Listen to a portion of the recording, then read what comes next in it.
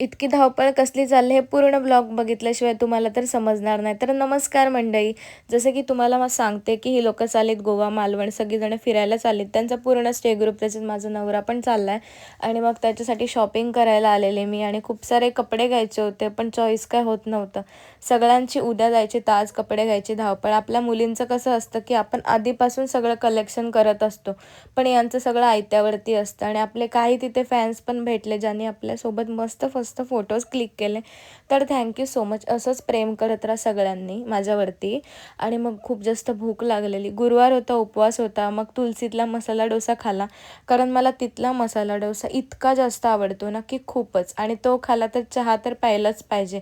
सगळ्यात बेस्ट चहा म्हणजे मला इथलीच वाटते. खूप छान म्हणजे सगळ्यांना हरवते आणि खूप छानच इथलं आहे सगळं. मग घरी आले आणि माझा आउटफिट ना मला ॲक्च्युली ब्लॅक कलर खूप जास्त आवडतो, तुम्हाला माहीतच आहे. आणि मग अशी रेडी झालेली घरी आली, पटकन पास्ता बनवला संध्याकाळी आणि चहा एकीकडे.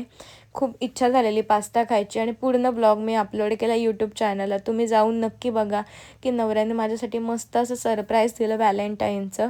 हे कधीपासून द्यायचं होतं वाटतं त्याला, पण सरप्राईजच होतं माझ्यासाठी आणि मला जे हवं होतं ना, तेच सरप्राईज त्याने दिलं. मला ॲक्च्युली हे वॉच हवंच होतं आणि मला खूप फेवरेट आहे सिल्वरमध्ये. तर त्याने फायनली माझ्यासाठी घेतले. माझी कुठली इच्छा आणि त्याने पूर्ण नाही केलं असं कधी होणारच नाही.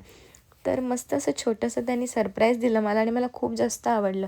भेटूया नेक्स्ट ब्लॉगमध्ये. बाय.